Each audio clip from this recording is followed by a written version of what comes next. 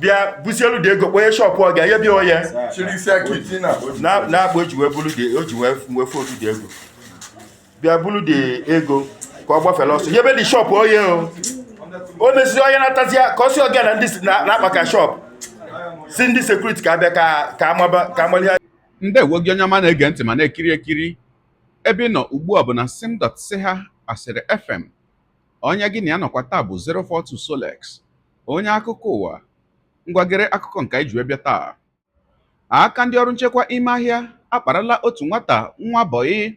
bụ onye nke gbara ụzọ wee bịa ahịa ma kpọpee ụlọ ahịa ọga ya zuru akatamkpa ego wee na-awa awa tupu ọga ya apụta ahịa. Nke a mere n'ahịa ama dịka Marine Modern Market nke dị n'obodo Ọnịcha n'ime steeti Anambra tata bụ Tuzdee mkpụrụ ụbọchị nke 19 nke ọnwa Maachị n'afọ 2024 bụ Tuzdee 19th March 2024 dịka anyị hụrụ n'otu ihe onyonyo ebe ha bụ ndị ọrụ nchekwa bụ ndị jidere ya na-agba ya ajụjụ ọnụ. Dị ka o siri kwuo mgbe a jụrụ ya maọbụ ọga ya donyere ya buru ya bụ ego bugara mmadụ, ọ zara sị na ọga ya amaghị ihe ọbụla gbasara ya bụ ego kama na ya bụ ego wee na-achọ onye ya ga-ebunye ya ka o jidere ya.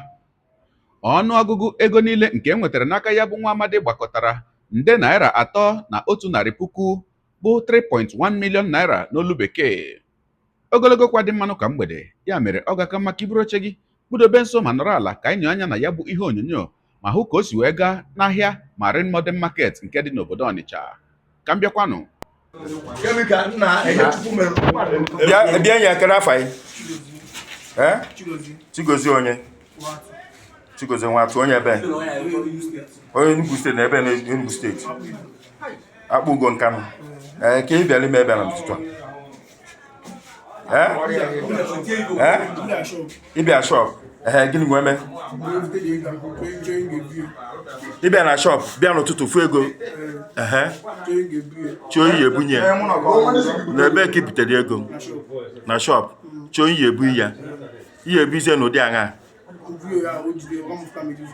ọ gaghị isi ngị buru ego ka ije chọọ onye ihe ebu ya ego n'ọ gịnị ka ọ gaghị isi n'ọ na ịbatara otu bịa kpọnye shọp bịa buru ego ole dị ebe a kịta isi na ego ole 3 million ka egota ya ihe mere ya bụ mọrịmọrị ndị achala unu na mọrịmọrị market ekene m unu taa bụ date taa gịnị taa 19th March ihe anụnwa bụ ndị sekuriti jide this boy n'ụtụtụ anụnwa ọ bịa n'ụtụ akịta bịa kpọnye shọpụ gbalụ bịa immediately afịa na-eme ya ihe a na-ekwugbo oge ọbụla onye ọbụla na-apụta afịa n'oge immediately afịa na-eme ya ka ọ kpọpee shọpụ ọgịa bịa kịta bulu ego anụnwa na ihe dị akịta ebe anụnwa si na o butere ego a n'ilo ihe dị ebe akịta 3 million 1 bịa busielu dị ego kponye shọpụ ọgịa ihe bịa onye na-akpọ eji wee bulu dị o ji wee fotu dị ego bịa bulu dị ego ka ọ gbafere ọsọ yebe dị shọpụ onye o mesiri onye na-atazi ka ọ si ọga na ndị na-akpaka shọpụ si ndị sekuriti ka abịa ka amali ha na-ekwu Chukwu na-eme ebele anyị nwee intercept anyị n'elu ma ego na kaashị o buru kịta soro na-achọ onye POS onye ya ebu dị ego ọsọ ka ọ na-agbanwe jiri so ka isi n'oge mba afọ anyị dị Chigozie onye akpụkpọ nwatụ Chigozie isi ọ ndị Marine Modern Market security bụ ife ejidelu onye anụ n'ụtụtụ a so nọ ka onye ọbụla dị awụ ka ndị Marine Modern Market ka ọ dị awụ ihe a na-ekwube oge ọbụla bụ ka emepe afịa ka ndị mmadụ na-abịa afịa n'oge kemekwado ndị nwa bọyị gịnị ha nọ ma ndị na-achinye ki ọ bụ onye ọbụla efichiri ka ichi mejọ chin nke onye ọbụla na-abịa afịa sevụl na-akwụghị onye ọbụla bịa na shọp ya bịa kpọnye shọp ya bịa n'ọlụ onye ife na-eme ka ọ na-afịa ya n'anya na ọ bụ 8 o'clock 9 o'clock onye apụta so na onye nwa Marine Modern Market ekene m unu onye na-ekwu okwu bụ Rafael Anija supervisor ndị Marine Modern Market security ka ọ dị ọkwa ikirichala ya bụ ihe onyonyo gị onye ụwa onye na-egere akụkọ ụwa m ịmarala na etu anyị si eme ya ọ ga-abụ nnọọ ihe magburu onwe ya ma ọ bụrụ na ị ga-edere ebumnuche gị etisuo ahụ ya bụ ihe nke ikiriri ugbu a na ngalaba okwu ka anyị mara uche gị n'ihi na uche onye adịghị ya njọ. Daalụkwa gị onye so eburu anyị sonye, ekelekwa gị onye asị gị jide ka iji,